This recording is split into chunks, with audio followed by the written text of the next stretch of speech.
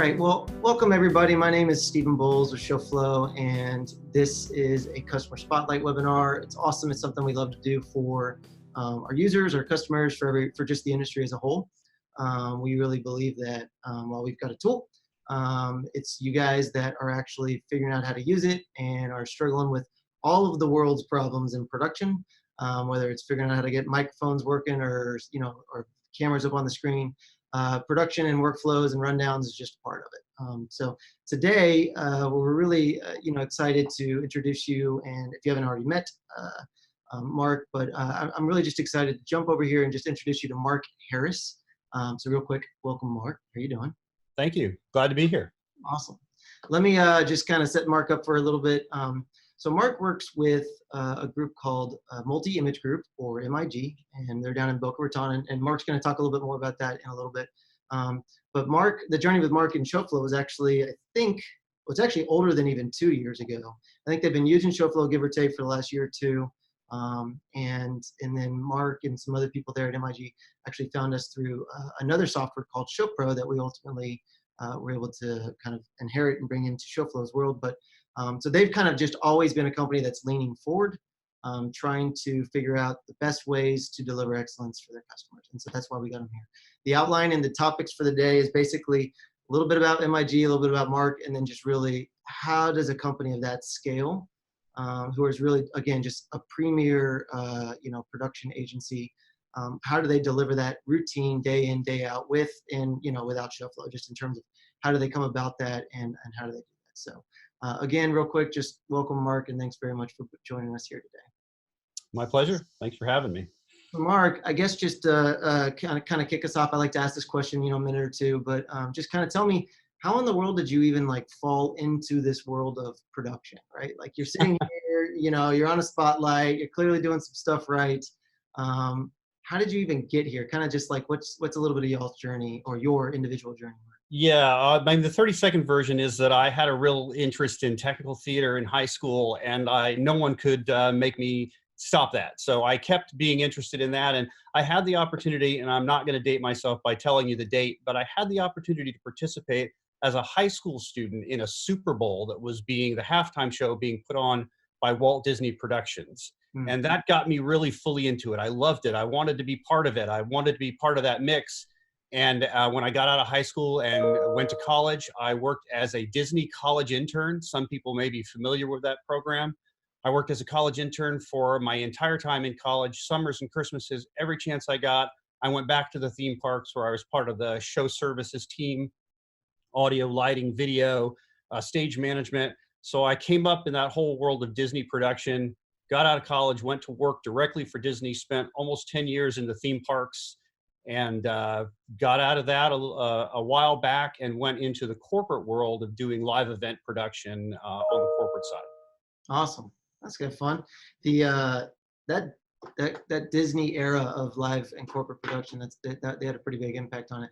I actually came into it afterwards, right after they kind of closed it down internally, and it all went out to outside groups. But a lot of the guys that are in the corporate industry came from Disney there originally. So a whole lot of them, yeah. So out of Disney and all that kind of stuff, you got into what? Just corporate AV, right? Production, and kind of what was your journey there in terms of the types of productions you've been exposed to over the last, how many years? 20 years? Yeah, exactly that. About 20 years in the live event corporate production industry. I started a little bit more on the DSA, the direct selling organization side, and spent many years staging conventions, conferences all over the world, some really large events for tens of thousands of people, and some smaller boutique events. And so I had the opportunity to travel all over the world in corporate production, being both a producer and a show caller, and getting to see some of the largest, events, some of the largest corporate events that are staged every year, have been staged every year. I've been fortunate to be a part of. So it's great to be part of the industry. It's really evolving and growing, and it's been an exciting journey. It has, even just since I've been in it. It's changed a lot of, moving from the world of slide projectors on the left and right and all that kind of stuff to super wide screens, which was, really just, we're all trying to figure out how to blend these projectors together. And now really with the Pandoras and the spiders and all that kind of stuff, the ability to just map and move stuff all around the room is pretty awesome. And so I know MIG's on the front end of a lot of that stuff. Yep. Well, cool. So, you know, you're a producer, you're a show caller, you've been a show tech, you've been in all of it. Talk about, you know, kind of moving it into a little bit more of the workflow direction. What's been your experience? What were you doing in a life before Shoflo?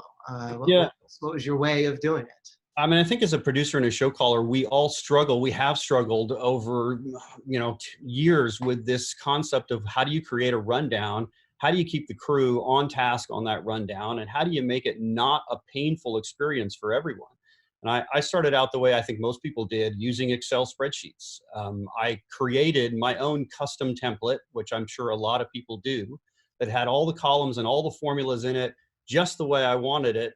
And it's funny, I probably did that 15, 20 years ago, and I have seen that template make its way out into the world and come back to me through other producers, through other technicians. And so everybody was looking for a way to do it and looking for a way to do it efficiently. But within the Excel format, as I'm sure many of people know, it's not flexible. You can't share it in real time. It's really hard to update on the fly, and you're always printing new show flows.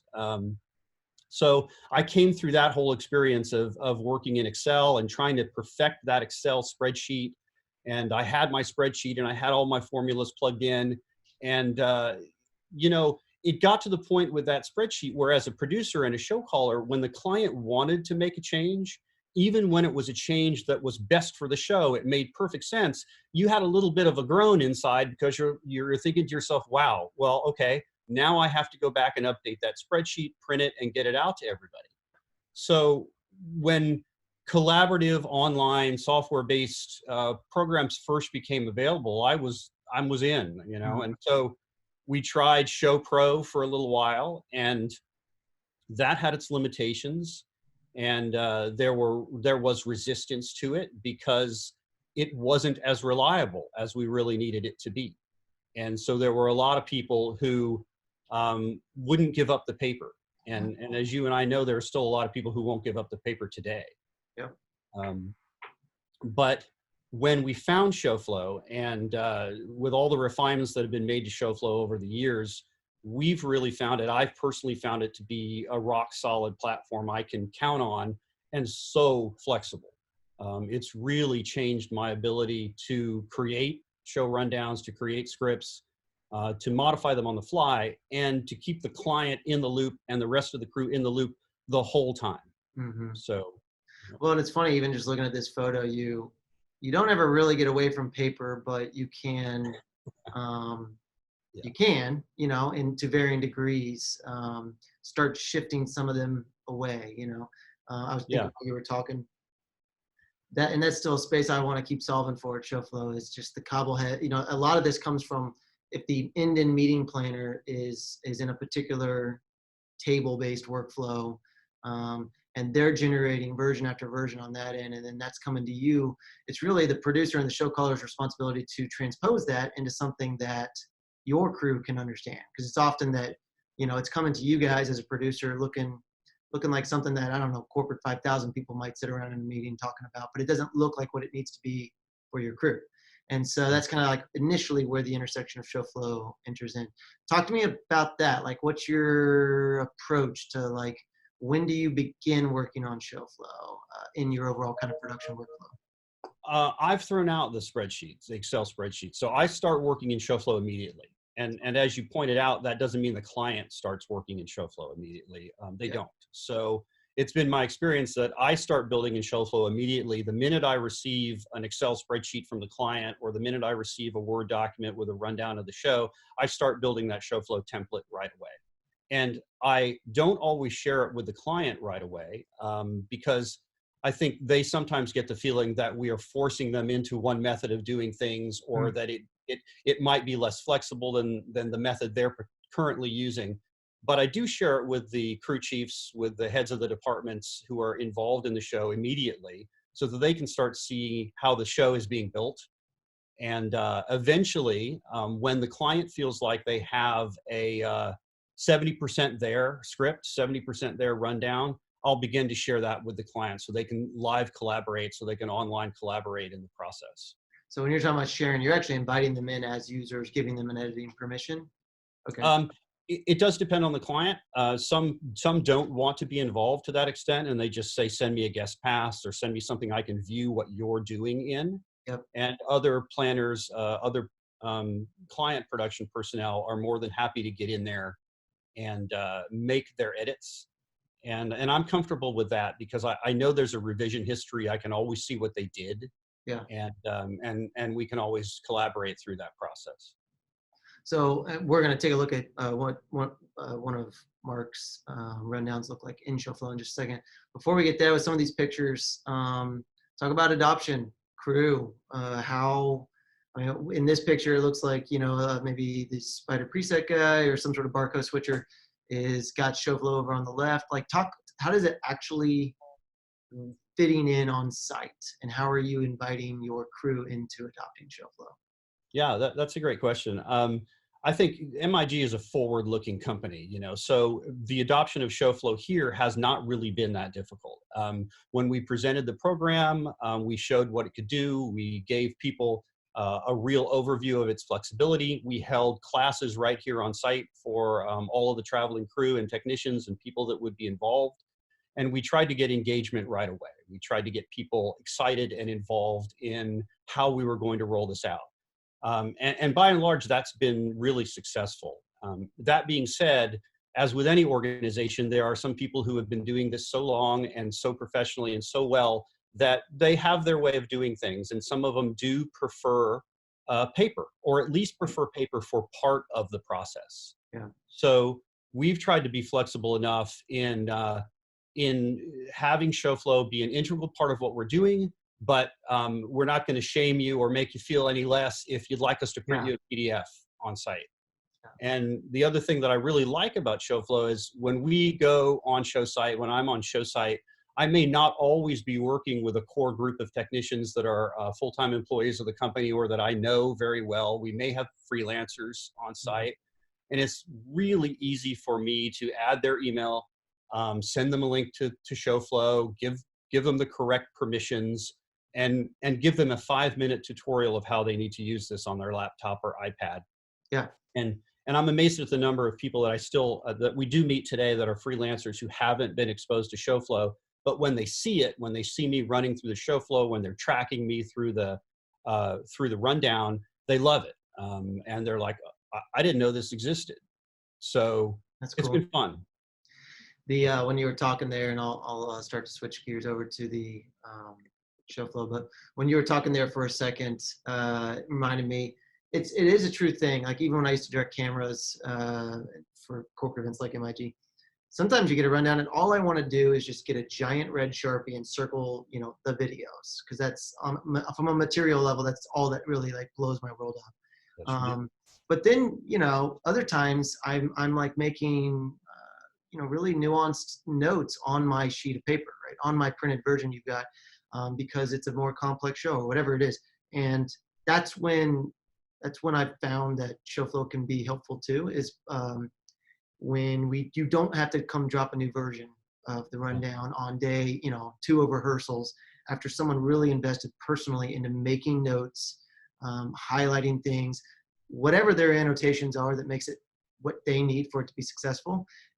Every new version essentially just obliterates that, and that's a problem. And that's kind of a big reason we kind of set out to do Shoflo. But and that's exactly right about that. Reliance on paper tends to reduce in direct proportion to the number of changes that we're making to the Shoflo as the show goes on. So the technician that originally said just print me a PDF may by day 3 of the rehearsal process say get me on the Shoflo. I can't keep making these revisions. We find that pretty often. We find new first-time events for customers or even users. They'll start with the old, and then they'll start looking over. Once they get through the hard part of setup and tech and all that, maybe a day of rehearsals, and they have a little bit of time to breathe, they'll be like, "What's going on over there?" And they want that because at the end of the day, there's a fork that happens as soon as you print and distribute a version of a copy. Mark's going to be back there, or XYD producer's going to be back there, adding all sorts of edits to it, and you are delayed that information until the next printed point, or you're on a real-time piece of software like Shoflo. So, well, that's awesome, man. Let's dive in. So, Mark, we can't show all of the stuff at MIG. We want to be sensitive to other the type of events and customers that they use. We've prepared this one, so we're going to just start here at the event dashboard level.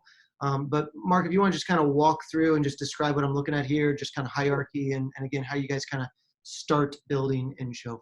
Yeah, and every producer I know has their own way of doing this. So you're really looking at my version of doing this. But MIG starts out with templates. So we have templates that we've already created that we believe have all of the elements necessary to build your show. And those templates are easily accessible on our Shoflo MIG site. And so producers start with those templates and begin to build their show. I separate my show generally into days. You can see that here. And then into sessions that are on those days. And there you have a rehearsal schedule down at the bottom. And if you click on that, you can see that I also use Shoflo to keep track of the rehearsal schedule. And this has really been a great addition. So it's not just the show calling itself. It's not just the rundown of the session, but keeping track of an ever-changing rehearsal schedule with the client in Shoflo. Oh my gosh, how easy it is to move the 10 o'clock block to 11 o'clock if that's what happened, or to move lunch or dinner, or move any rehearsal in the flow somewhere else to a different day. So we keep the rehearsal schedules inside Shoflo, and I'm not sure if you back to that page, I'm not sure if you have the version that says no, but sometimes I will often put on here, look here first. So how do you do that? I get a lot of questions from the crew who will say, well, what is the rehearsal schedule for tomorrow? Or when is the crew break today? And so I will sometimes put a big annotate, a big bold thing on the rehearsal schedule that says, look here first, because I want the crew to know that most of their questions are easily answered within the Shoflo. I love that. So yeah, I mean, and just for people, so most people are familiar with Shoflo or have used or looking into it for really the rundown, which is, the Ferrari of Shoflo. Right. But this one's often overlooked, which is the schedules or the grids. And again, it's the ability to basically come in and you're either going to build a show, which is like your Shoflo, a rundown minute by minute scores.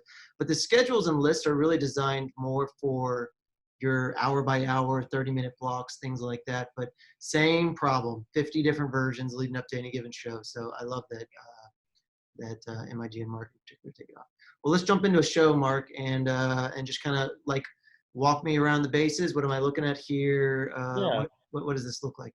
So you're looking at my version of setting up columns, which, from left to right, you can see what columns I prefer to use.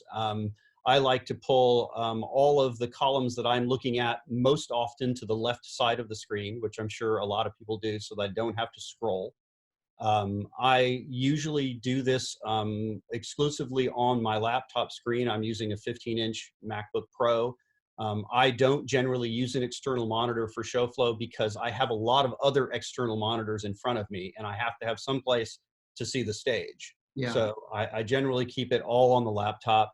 I'm a big fan of Shoflo's ability to color code. So you can see that I've color coded, I think this is graphics purple, audio cues are all in green. Yeah. There are some entertainment acts that appear in yellow.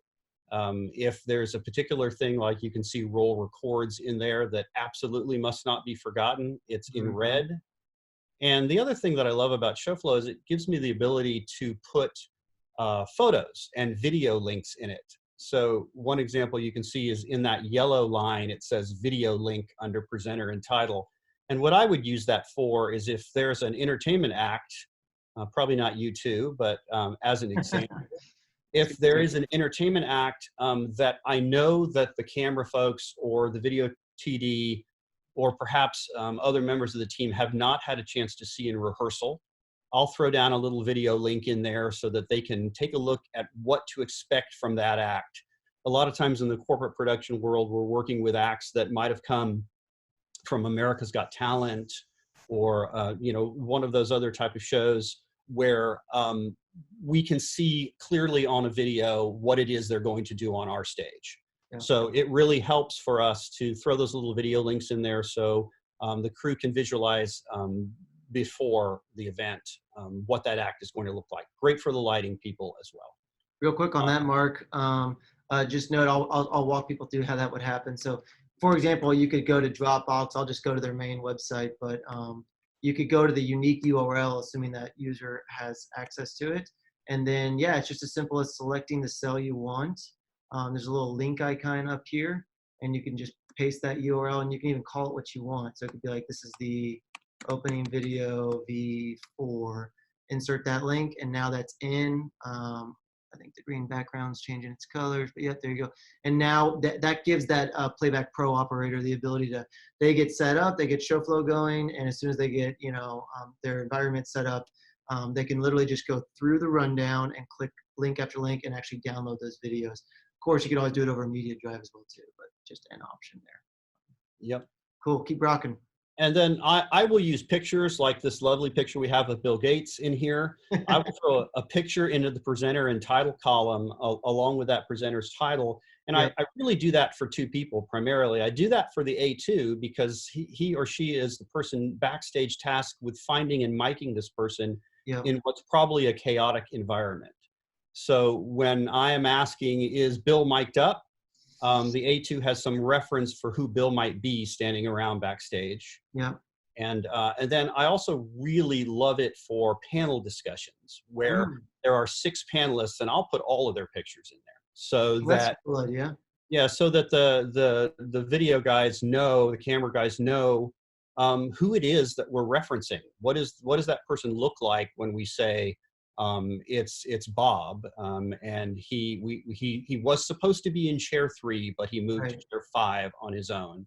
So having some reference to what those people look like has been really helpful.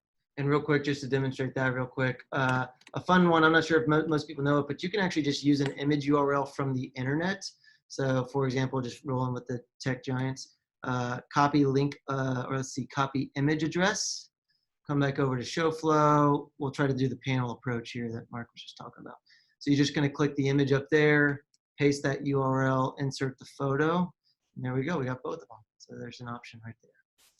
And what's great about Shoflo is I never really worry about how big these cells get. Because I'm not going to print it in most cases, and if I do print it, I can exclude the pictures from the print file. So, real quick, Mark, I've got a Q&A question I wanted to hit before we just as they kind of come in. One person was curious: do you have overall production schedule in Shoflo or just the rehearsal schedule?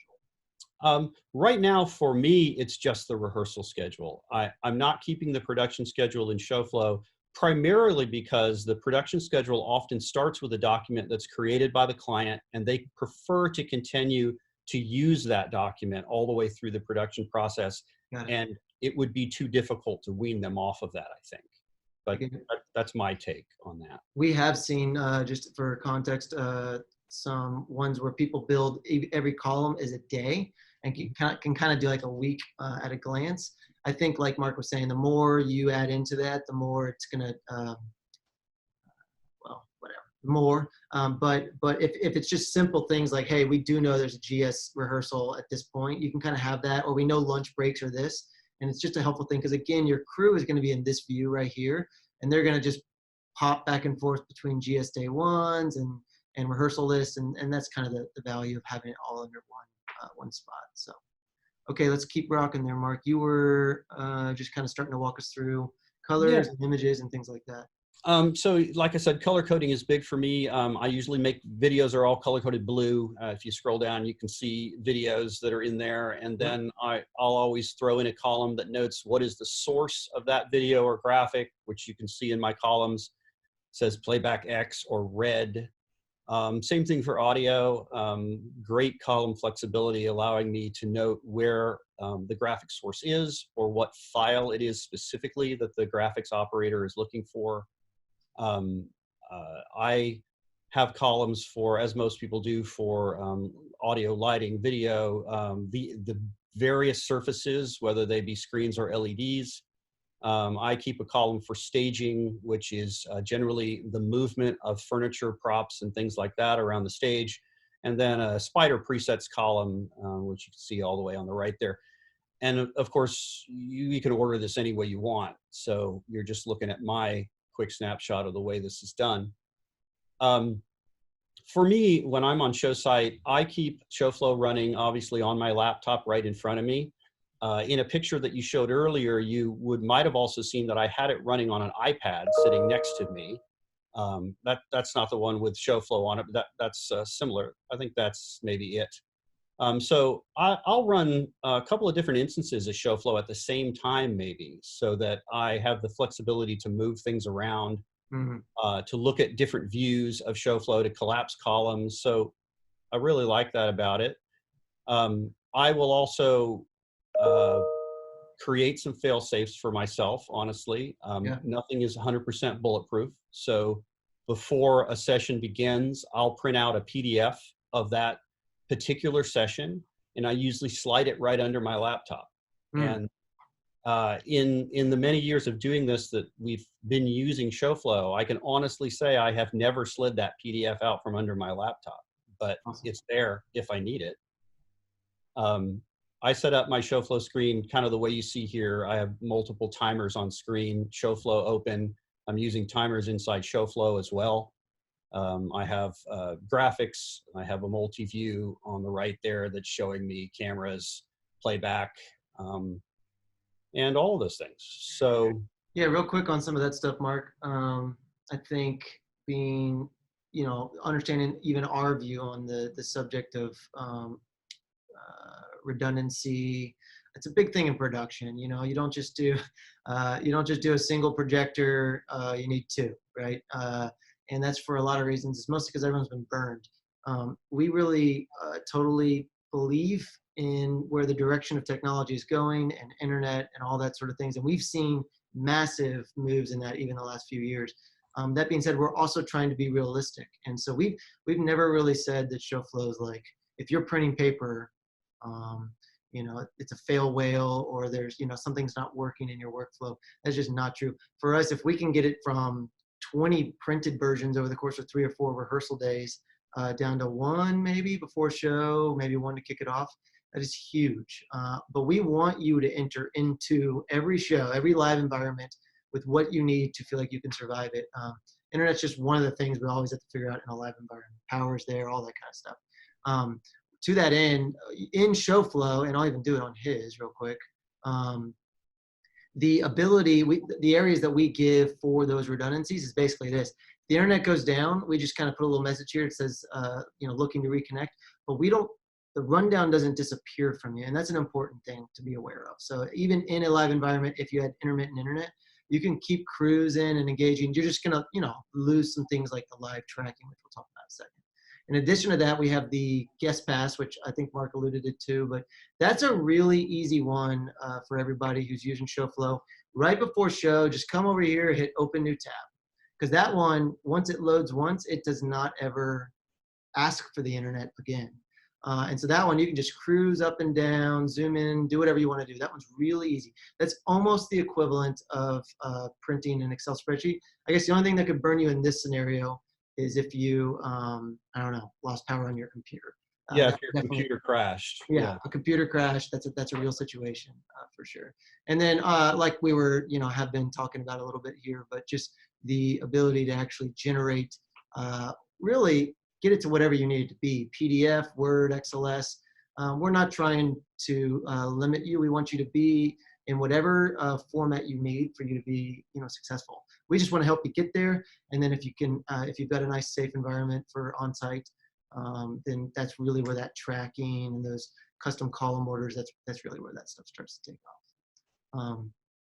Hey, Mark, real quick, I've got a question or two, so let me jump over and grab those real quick. Okay, so one question was, are you using Shoflo's teleprompter yet? I think we talked about it earlier, not so much, but I'll let you answer that.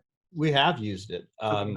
I wish we were using it more, honestly, but at the moment, I think it's something that we are learning to use, and we probably need to put a little more effort into our end about learning its capabilities, because it seems like a great flexible tool. Here's a great question. And actually on the prompter stuff, we're really looking to make some big improvements in that area too. And we've got a cool video we'll be coming out with here in the next couple of days. So look for that to hit. Here's a good question. I like this one. Why do you think it's so difficult to convince production and management team to give Shoflo a chance in live event environments? That's great. I love that question. Yeah, I mean, from my point of view, I think it is 100% about reliability, because you can't break paper. And people have been doing it so long that clutching that piece of paper in your hand, circling what you want to circle on it, making your personal notes on it, everybody can rely on that, and they feel like it's always going to be there sitting on the desk in front of them. And a lot of people who do this for a living, who do it in, I don't know, for lack of a better term, high risk, no fail environments, which I feel like we're all really in, where you can't fail. You're not going to want to explain to a client why you were not able to advance to the next cue because you couldn't find it on your desktop. So I think that is what makes people reluctant to make the switch. But if you don't try it, if you don't have the opportunity to use it, it's hard to demonstrate how it is an adequate and reliable replacement, and you still have paper. So it's all the things that make Shoflo so flexible, that really improve the workflow, that improve collaboration with both the crew and the client, that are all the reasons why you should try it. And reliability, I think, or concern about having a problem should really go to the back of your mind, because you can always print the paper. Yeah. That's my 2 cents. Yeah, I think that the fact that groups like MIG have been able to adopt it across the organization is they're doing it at the premier level, and so we've worked really hard with groups like them to identify what are those areas of resistance. Thoughts on that would just be, I think the end-in meeting planner, there's room there for them to get excited about it, but it's not always, some clients are interested in leaning in and kind of looking through the sort of peephole and saying, how does this whole thing come together just as a production in general? How do the lights come on? But then there's some that are very standoffish. They're not interested in that. They just want the production company to just kind of auto-magically make it all, set up and work correctly. Finding the right rhythm with those clients and getting them in or out can really be helpful, because like anything, a top-down push is key, right, in terms of getting adoption. And then a producer and a show caller, those combos, sometimes they can be the same, sometimes they're different on the scale of the event.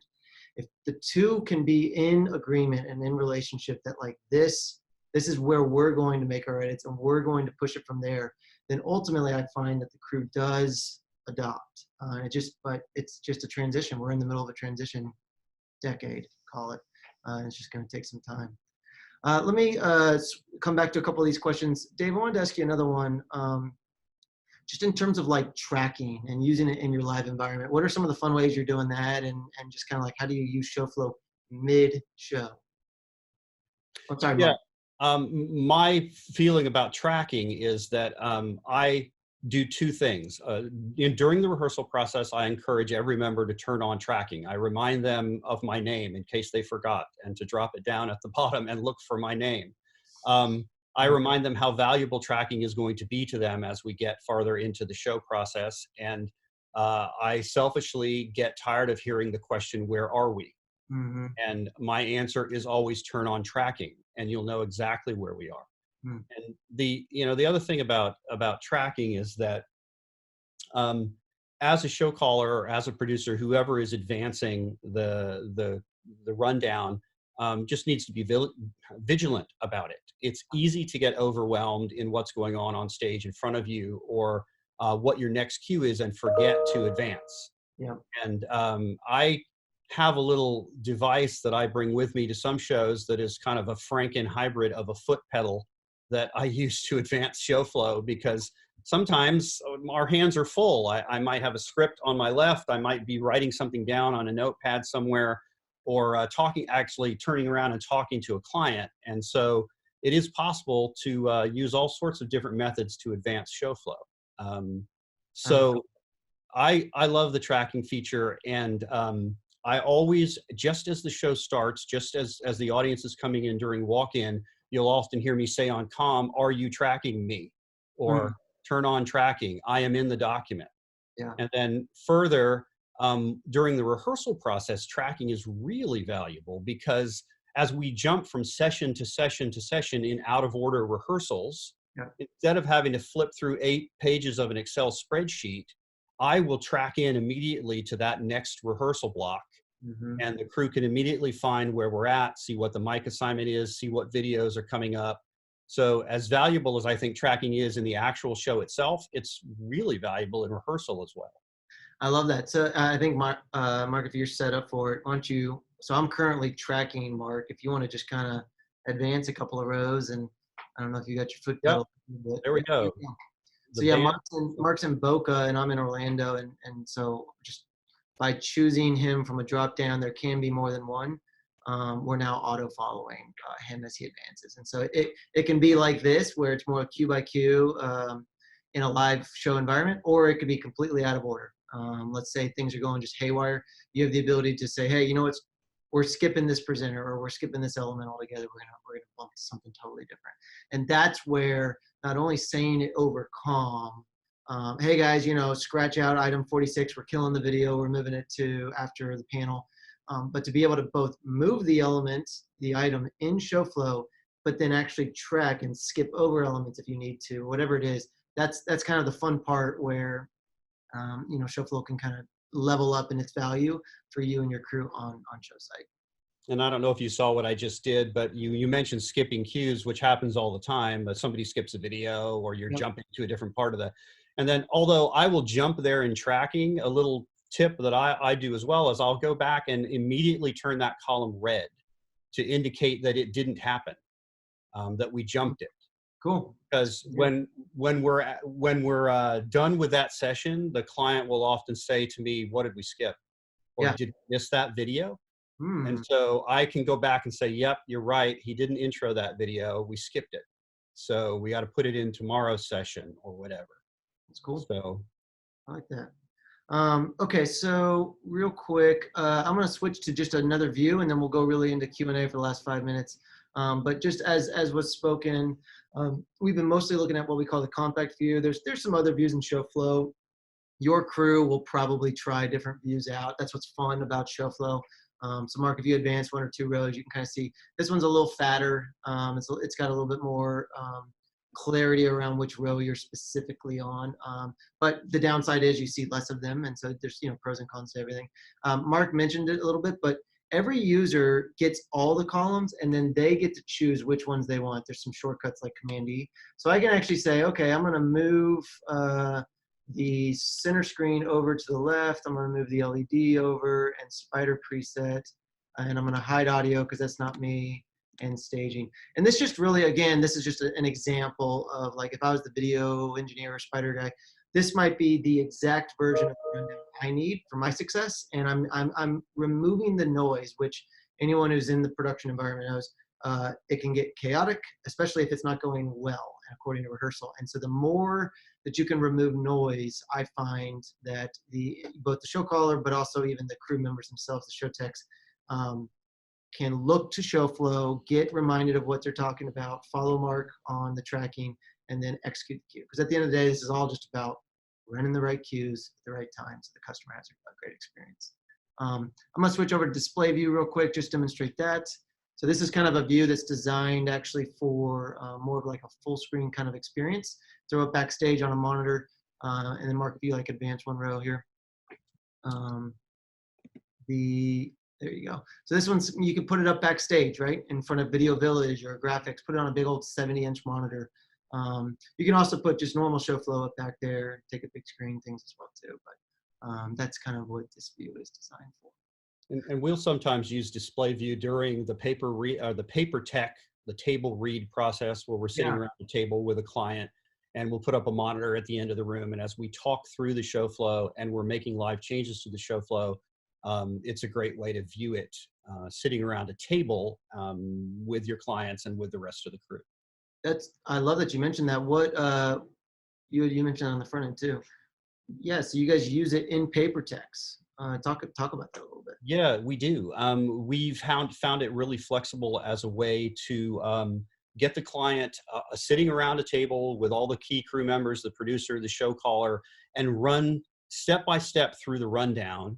We're usually doing this at the client's facility or at the venue, but days before the event as we're running through these show flows. And we'll put up a monitor at the end of the table, and it gives us the flexibility to make immediate changes, see how that affects the overall timing of the event as we move, delete blocks, that kind of thing.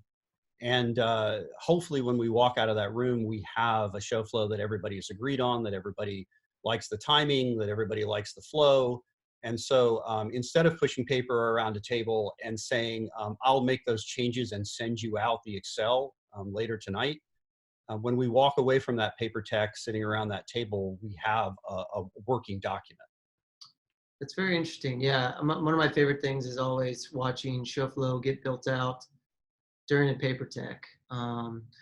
Whether you guys do it this way or not, having everybody around on a table and you're just going item by item or element by element, and you're saying, what are we doing for Steve Jobs' play on? And then you literally just start seeing all the cells start to populate, because if you do different permissions for your crew members, they can actually fill in the LX queues. And I'd be curious about that, Mark. How much on a permission wise are you inviting your crew, for example, the LD, to actually put those LX queues in there, or is he feeding that to you over comm and you're placing that in? I have had to learn some lessons about this, I think, over the last couple of years. I had the mentality originally that I wanted to control just about every cell in the spreadsheet or in the show flow. And I've learned that it takes a lot of time to do that, obviously. And it actually takes a lot of pressure off me to be able to give permissions to the LD, to the A1, and to the A2 to fill in mic assignments, to fill in lighting looks. The graphics operators have the flexibility to fill in specific file names, or if they've decided that a particular graphic or series of graphics are going to come from a different machine than we had originally discussed, then I'm fine with them making that change, as long as at some point in the Q2Q process, we've talked through it and we're all on the same page. I think the flexibility to have people be given permissions to make those changes is great. It works for us. And depending on the professionalism or level of professionalism of your crew, it either works for you or doesn't. And so it just depends on how much trust you want to place in these people and how confident you are in the revisions that they're making. Yep. I love that. And you can choose your own adventure. You can kind of ease into it and into the deep end on that. There's different permissions. There's read only, where everyone gets to view and track, but they don't get to make edits. They get their own private notes, of course, and column orders. And then there's contributor, which is like they can make edits in the production notes column, or maybe whatever columns are relevant to them that they have interest in. And then there's where Mark and maybe some of his other production managers are, which is admin, move rows up and down, add new rows, change items, and then show caller, which is essentially what we same as admin, just being able to actually broadcast your position. Well, cool. Let's hit a couple of these other questions that have come in. All right, so loads of them actually.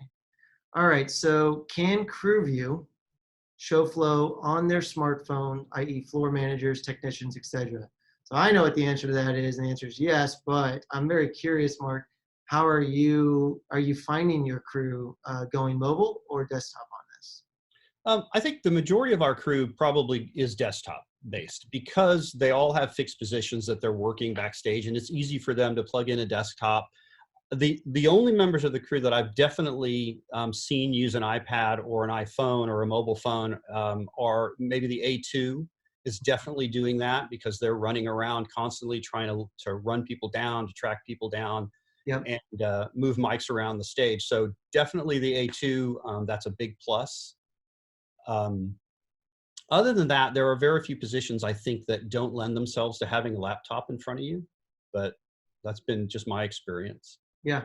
Well, and so I think about a year and a half ago, 2 years ago, we started to walk into the area of mobile development with an iOS app. Wouldn't say it was our strongest play, our strongest move, but we're really learning how to do that more. And we did a big improvement, a big update to our iOS app, I think in like September. So anyone who's used it there, give it another shot and then keep giving us feedback. We're looking to learn how to do that really well and deliver. I would say in general, the mobile is going to be good for a read-only experience. But if you're going to be doing what Mark's talking about, making big edits, tracking, doing complex things like moving rows, the sweet spot there is all day in Shoflo on a desktop or something like And I can tell you where I use it, because I have it on my iPad. And why that's really invaluable to me as a producer slash show caller when I'm doing both roles is because I'm often up on stage with the client during rehearsal. I'm not always back at front of house. So when I'm standing on stage with the client in the rehearsal process, I have that iPad open right in front of me. I have Showflow on the iPad, and I have used it on my iPad to move cue blocks and to that. but especially to reference what's coming up next. Yeah, And since I'm wearing a wireless comm, it's possible for me to call the show from that iPad while standing on stage in rehearsal. nice. And so that is a big plus for me. That's cool. It's something that came to a little birdie, passed a note to me from someone who works at MIG as well too. Wanted to ask you to mention timestamps and how you guys have been using timestamps column. Have you been doing that, Mark? Yeah, we do use timestamps. And so what I think is really great about that is the ability to tell the client where you're at in the overall over/under time of the show. So as long as you're, like I said, vigilant earlier about advancing the cue and throwing down a timestamp, then you can easily track where you're at in the overall show flow. And when the client says, "Are we behind?" Yes, we're 3 minutes, 33 seconds behind. It looks like, we're going to have a 15-minute block coming up. Do you want to shorten that block? Yeah. So that's really flexible and easy to do. Cool. Yeah, and then you can turn. So this is a timestamps column. You get to it by hitting show or hide timestamps. And then if you turn this little guy blue, it'll actually follow as you advance your show caller tracking, and it'll just place those timestamps in there for you automatically, which is kind of cool. Okay, cool. Another one came in. What are those sweet little shortcuts for moving columns left and right? I will tell you. For me, it's command left and right arrow. But for everybody in Windows world, it's going to be control. The real fun part there is this little question mark at the top, and we got loads of them, guys. So if anyone's curious, it's helpful. But yeah, the ones you saw is Command E hides it, and Command left and right arrow moves those up left and right. Same thing if you're an admin. Command up and down arrow will move your rows, which is pretty rock and roll. I got another one here from old-time friend Dave Node. Now often putting up a larger monitor side stage and presenters on deck can see where the show is at. Oh, cool. So it's more just saying he's doing that with like probably display view or maybe just, but that idea of putting it stage left or right, that's a great way to bring that, to sort of, if you're looking to champion show flow, not for our sake, but for your own, like to get more adoption inside your crew, start with that. Just start by putting it on a giant monitor backstage or stage left or stage right. I've seen people do it in the green room, especially with that display view in the green room. And what that benefits is it brings the topic up. People are like, oh, this is cool. I can see what's next. Awesome. That was helpful. And then the next time you go, hey, you want it a little bit more helpful? Let me send you an invite as a user to this, and you can kind of reorder columns. So it's a good, kickoff in terms of the conversation. So I'm glad Dave mentioned that. Another one for you, Mark. Would you recommend a different network for the crew versus the wireless that is provided to attendees? You guys approach that? I can speak to that. I'm not the IT person on the show, but I can speak to what we do, and we definitely use a different network. So reliability and the no-fail mindset really being the key is why would you go on the attendee network if you had a choice? So we always have choice. And so we set up our own routers, our own network infrastructure. And although we sometimes have to live with shared bandwidth in that scenario, we at least know that we're connected to our own network. Yeah. And so, yes, definitely set up your own network. And and from the technical, we can help a little bit there. If you're on the attendees network, I guarantee you something like this is going to happen. They're all going to walk into the room, and whether they actually meant to hit the Wi-Fi routers and the access points, their phones are just going to start asking. Even if they don't have the password for it, it's just going to start pinging and going, hey, this one's available, this one's available. But when you do that times, if you have like 4,000 people in the audience, that's a pretty big spike in hits on the AP, and you will feel that. It will settle down because at the end of the day, only so many people will access that access point, but you will feel that for, call it 20 minutes or even 30 minutes of walking, and it can be a little scary. And so we generally do try to say, if you can do your own network, you can. On that end though, Shoflo is kilobytes. We're not sending a lot back and forth. Once you load Shoflo, it's really just a bunch of kilobytes going back and forth in terms of asking for updates. So, well, I'll tell you what, I want to wrap us up. We try to get done by 2:45 or 45 minutes. You guys have been rocking. Mark, I'd love to just kind of ask, for you, just take a minute, anything else just in your mind that you feel like would be helpful to cover before we kind of go into wrapping mode? I think the only other thing I would say about Shoflo in general is that we found that it increases the flexibility of our work process and it decreases our pre-show workload. Mm-hmm. So when you're dealing with tight budgets and clients that are very focused on the number of hours that the producers, the PAs, the content producers are putting into the pre-production process, rather than reduce that number of hours, avoid increasing that number of hours and use the time for something else. So for me, Shoflo has freed up quite a bit of time in the pre-production process, which allows me to do other things. If we don't need that time, of course, we give it back to the client and it becomes a cost savings to them. But more often than not, that time is just better spent doing something else. So Shoflo has created the flexibility that allows me to spend less time in the pre-production show rundown creation process and more time doing things that probably have a bigger client impact and that they appreciate a little more than my work in an Excel spreadsheet. Yep. Love it. Well, guys, multi-image group, amazing premier. I've done corporate events for a while and worked with some of the biggest ones that are out there. And I can tell you, I went and visited their offices and I've seen their work and it's amazing. So highly recommend them. If you're a freelancer and you're good at what you do, reach out to them because they do the right size shows, the ones you want to be a part of. And then Mark, thank you very much. I really appreciate you taking the time and walking us through best practices. At the end of the day, you guys are doing it at the pro level. And if we can be a part of that with you, that's fulfillment on our end, and that makes us happy. So appreciate it. And guys, we will be following up and sending this email with links to MIG's website, mig.cc. And then if you have any questions still, you can reply to us and we'll have the video attached. But with that, appreciate your time, Mark, and have a wonderful rest of your day, everybody.